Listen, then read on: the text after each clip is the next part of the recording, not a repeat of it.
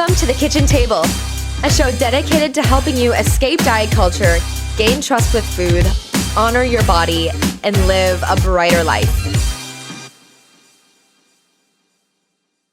Hello, happy Monday, and welcome back to the Kitchen Table. As always, I'm so glad you're here. I'm your host, Alicia Brown, a non-diet registered dietitian nutritionist. And on today's show, I really want to talk about our food and body stuff. Really what I mean by the term food and body stuff. This has become like a term that I've used all the time that really encompasses how we think and feel about and in our bodies, right? Like how we feel about our bodies, how we feel in our bodies at the same time. It's also like the worries that we have about our body and maybe about weight change, the anxieties that we have about the same things, our body changing or weight gain, or about the foods we eat as well. Like anxiety, making food choices, going out to eat, being social with food, having, drinks or having like quote unquote fun or play foods, right? Like we are so caught up oftentimes in like, what can I eat? What can't I eat? What's good? What's bad? That leads to a lot of anxiety and also frustration too, mostly towards ourselves. We mostly get frustrated at ourselves if we're not making the quote unquote healthy decision, or I feel like we've lost willpower, or feel like, oh, it's another time that I've fallen off the bandwagon. Have you ever felt this way? If so, me too. For years. I went for a solid decade, like immersing myself in the food and body stuff given to us from diet culture. Truly, diet culture says, eat this, not that, look this way, not that way.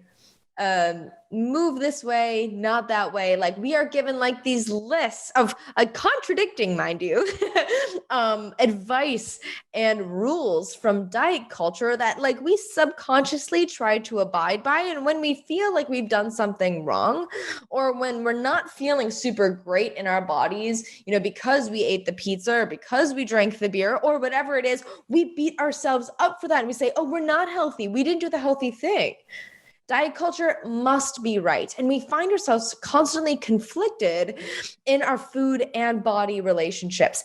That's what I mean by food and body stuff. Like that's just like a term that I made up that encompasses all of that, because we hold a lot of that inside of us. And the truth is, we don't share that a lot with other people. We try to make it look like we're calm, cool, and collected, and like we've got it all together. Like we just know how to feed ourselves and do all the diet culture rules and work out all the time. And we talk about it. It's like our new hobby, especially like, millennials and those in my generation. I don't know. Am I a millennial? I think I am a millennial. I'm at the beginning end of the millennials, I think. Somebody messaged me. You can email me at aliciabrownab.com if you know if I'm a millennial. I was born in 92. I just turned 29 this year. And for the last 2 years, I was telling everybody I was 26. I got married when I was 26. And I think that cemented in my brain that just 26. I don't know why I felt like I've been 26, but I jumped from 26 to 29.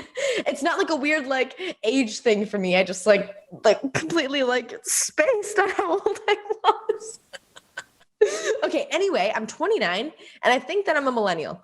Email me, Alicia at aliciabrownab.com if I am not a millennial, if you know the generational terms. But I think specifically for us, health has become the best, newest hobby. We're either doing a health promoting behavior, or we're scrolling on social media, or working, or getting by with our tasks. It's our biggest hobby for a lot of us. And I know when I was, again, super immersed in diet culture, that's all I did. It consumed me. Eating the right thing, moving the right way. I didn't have other interests. I was actually probably a very boring human being to be friends with. I couldn't add anything fun to conversation. I wasn't learning anything new because my health life entirely consumed me. And I know that I'm not alone in that. And maybe if that's you right now, I completely get it, because we're just trying to do the best thing for ourselves, right? We're just trying to be healthy and do the right thing. And we know that like health is something that in part, like the whole lifestyle stuff, that's at least something that we can quote unquote control. And for anybody else like myself, control is a big thing. We can do something about something. If we can do something about something, we're going to take action on it. We're going to do the best we can at it. We're actually going to go 100 miles an hour on doing that right thing when it comes to ourselves. And so truly, when it comes to like our food and body stuff, when it comes to eating the right way or looking the right way, we're going to go 100% at that. The problem is that the paradigm is flawed. And this is where the food and body stuff starts to really consume us, is when we don't feel like we can ever achieve it. It seems like this ever fleeting thing. We'll never be healthy enough for diet culture. We'll never be thin enough for diet culture. We'll never eat enough kale for diet culture. We'll never go on enough walks. So we'll do too much cardio. We'll mess up in some way by diet culture standards. We'll never meet its standards. They contradict each other. Everyone's got their own kind of shallow advice that they're giving out as a byproduct from diet culture's rules. And it really makes us seem like we are constantly failing at the pursuit of health. And so look, that's why the food and body stuff continues to consume us, because we never feel like we're winning when it comes to being healthy. I'm here to change the paradigm. I'm here to take us out of the weight loss paradigm and into the embodied and intuitive eating paradigm, where you can feel like if you want the pizza, that is the healthy thing to do. When you're eating pizza with your friends and you eat to an amount that satisfies you, and you don't only eat pizza and you don't feel like out of control around the pizza, but you allow yourself to have it with everybody else, it impacts your social life, your mental health in a positive way. That's the healthy thing. The unhealthy thing for an embodied or an intuitive eater would be to say, oh, you guys, I'm not having pizza today. I brought my own salad and I'm going to top it with, these carrots and these watermelon radishes that I did. I was that person, and I get it, because we think pizza bad, kale good. Pizza bad, vegetables good. But do you see how that disconnects us from other people in our life? They might just laugh and say, oh, you're the health nut. Like, of course, like in my case, they would say, oh, she's a dietitian. She's just eating differently. And I hid behind the dietitian facade for that decade. I would say, oh, I'm just a nutrition student. I'm just going to eat differently. But really, it put me like up on this awkward pedestal that I like probably weirdly enjoyed, of like, this is part of my identity to be this healthy one, when really it was negatively impacting my mental health and my social life and me as a person in many other ways. It impacted how I cooked, how I felt about my body, how I clothed myself, and how I lived in full, more so than just like my relationships and my health and my work, my ability to find purpose in life. So that's where I'm coming with you here on the show to talk about all the food and body stuff, because what we don't realize is that when we let our body lead, when it comes to how we eat, how we view our bodies and how we feel about our bodies, our ability to attune to our bodies, how we cook, how we style ourselves, and how we live, when we truly are able to let the body lead, we show up more authentically. We find ourselves healthier mentally, physically, and emotionally. We feel like we can find ourselves more grounded and able to respond to life rather than react to life. We find that life doesn't just like pass us by and we're like this bystander as we're, trying to run on this hamster wheel of diet culture. We feel like we are able to experience life in a more fulfilling way, where no, health and diet culture don't run the show. And actually, the anxiety of following diet culture rules and being healthy doesn't run the show anymore. Rather, there is a harmony. There is a symphony of health taking place by you doing things that fill you up and nourish you. in a very authentic way that doesn't take a lot of force, but rather there's flow in that conversation. And so that's why first and foremost, I'm here talking about food and body stuff with you, because I've lived in the force. I've lived in the resistance of resisting my body, of resisting foods that I wanted, of resisting satisfaction and pleasure with food, because I was so disconnected from myself and I was trying to do the healthy thing, but it just got weird. And it got so forced and hard that I never felt like I was doing the right thing. I never felt healthy. I never felt the energy that I wanted. Sure, I got compliments from other people for weight loss, but they didn't know that they were complimenting my poor health behaviors. They didn't know that they were complimenting my poor mental health. They didn't know that they were complimenting me restricting and starving myself. Especially when I had like my worst relationship with food.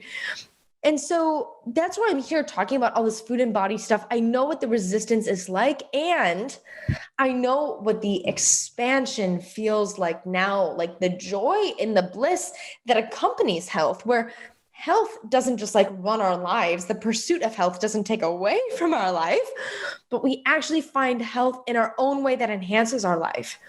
And so by dropping all of the burden of the expectations of how we should eat, how we should move, and how we should live, and by really letting the body lead in that, by understanding how to connect with our body, by strengthening our mind-body connection, by healing our relationships with food in our bodies, by learning how to cook great, satisfying, home-cooked meals in the kitchen that aren't just satisfying, but also are nutritious. Like, we find that nutrition and satisfaction come hand in hand as we cook in the kitchen. That's a huge part of healing our relationship with food in our bodies. We also find that like once we start to honor our bodies, we style our bodies differently. We can like define our own style. That's a huge part of it too. How we show up in the world, how we clothe ourselves, a huge part of that. Has anybody not felt super triggered going into the closet and just felt like, oh, I don't know what I'm going to wear today. Everything feels like it doesn't fit. It's not comfortable. I hate everything. And so by translation, I hate my body too. I felt that way for years. It just kept me in the dieting paradigm. It just kept me in thinking my body is never going to be enough. I can't fit into these clothes. Something's wrong with me. When we let our body lead instead and we honor our body, learn to respect our body by healing our relationships by food and body, we say, oh, dang, I can look good in what I'm wearing today. I know that I have clothes in my closet that fit and feel comfortable. Yes.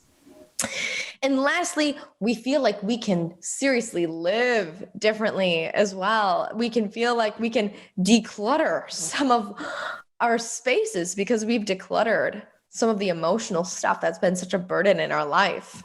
And so today on the show, I wanted to start with talking about this food and body stuff and how it impacts our life. But really what I'm leading into now is telling you all of the pillars that I have in a program that I'm developing, and it's called The Workshop.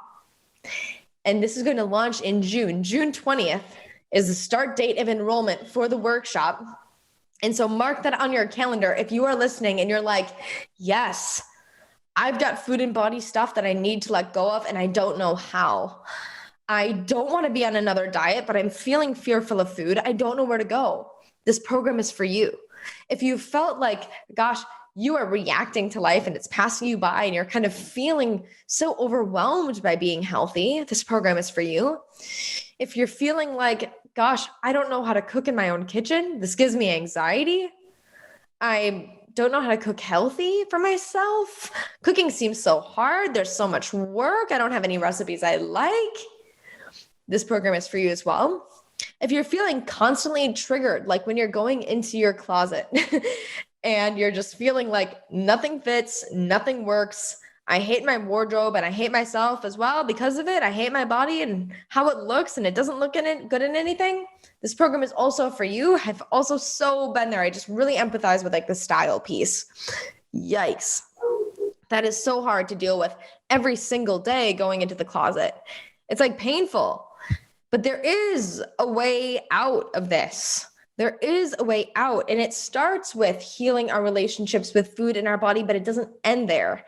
Then we have to talk about how we strengthen our mind-body connection, how we can cook more consciously in the kitchen and have it not be a million steps, have it not be in a million ingredients, but really just knowing what our cooking style is and knowing what our authentic style is of how we clothe ourselves as well and how we live. So those are the 5 pillars of the workshop. Again, this program is going to be launching in June. And guess what? Every Monday from now until the launch of the workshop, I will be talking about a pillar of the program. So today, we talked about diet culture. We talked about how to be embodied in our food experience and how that can help us heal our relationship with food, attune to the body, meet its needs with food, understand and work and flow with the body rather than feeling forceful about feeding ourselves and forceful about how we look, and about, managing our weight, managing our food intake.